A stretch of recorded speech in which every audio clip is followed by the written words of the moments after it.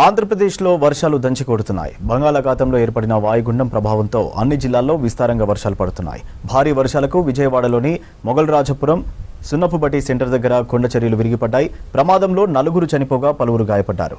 వారిని హాస్పిటల్కు తరలించి చికిత్స అందిస్తున్నారు. స్పాట్కు చేరుకున్న రెస్క్యూ సిబ్బంది శిథిలాల కింద ఉన్న వారిని రక్షించే ప్రయత్నాలు చేపట్టారు. ఘటనలో 4 ఇండ్లు పూర్తిగా ధ్వంసమయ్యాయి.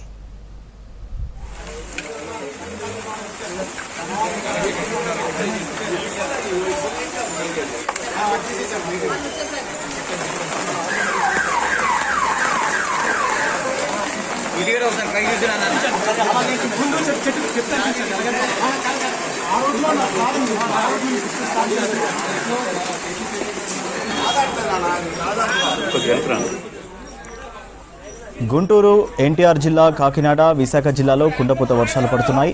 బెజవాడ కనకదుర్గమ్మ ఘాట్ రోడ్డు మూసేశారు. ఎన్టీఆర్ జిల్లాలోని కట్టలేరు వాగు ఉప్పొంగడంతో 20 గ్రామాలకు రాకపోకలు నిలిచిపోయాయి. నందిగామ మండలంలోని నల్లవాగు, వైరావాగులు ఉధృతంగా ప్రవహిస్తున్నాయి. దీంతో రామన్నపేట, నందిగామ, దాములూరు, వీరులపాడు నడుమ రాకపోకలను నిలిపేశారు అధికారులు. ఇక విజయవాడలో లోతట్టు ప్రాంతాల్లో వరద నీరు చేరడంతో జనం ఇబ్బందులు పడుతున్నారు.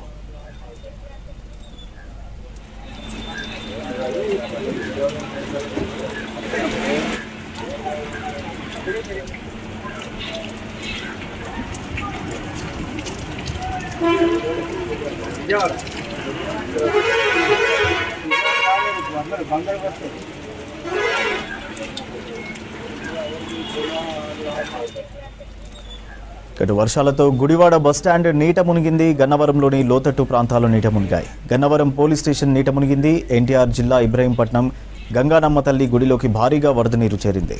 మైలవరం కుంటముక్కల జాతీయ రహదారిపై నుంచి భారీగా వరద ప్రవహిస్తోంది. దీంతో వాహనదారులు ఇబ్బందులు పడుతున్నారు. కీలేశపురం, జూపూడి దగ్గర రోడ్డుపై 3 అడుగుల మేర వరద నీరు ప్రవహిస్తోంది.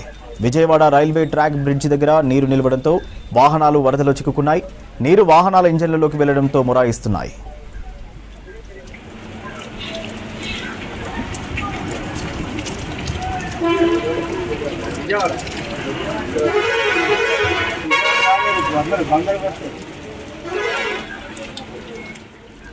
రాష్ట్రంలో భారీ వర్షాలు కురుస్తుండటంతో రాష్ట్రంలోని విద్యా సంస్థలకు ఇవాళ సెలవు ప్రకటించారు విద్యాశాఖ అధికారులు. కాకినాడలో ఇవాళ నిర్వహించనున్న పరీక్షలను వాయిదా వేశారు. రాష్ట్రంలో భారీ వర్షాలు కురుస్తుండటంతో అప్రమత్తంగా ఉండాలని అధికారులను ఆదేశించారు సీఎం చంద్రబాబు నాయుడు. వర్షాలతో అప్రమత్తమైన గుంటూరు జిల్లా కలెక్టర్ కంట్రోల్ రూమ్ ఏర్పాటు చేశారు. వరద ప్రభావిత ప్రాంతాల ప్రజలు బయటకు రావద్దని సూచించారు మంత్రి లోకేష్. ప్రాణ, ఆస్తి నష్టం జరగకుండా అప్రమత్తంగా ఉండాలని సూచించారు.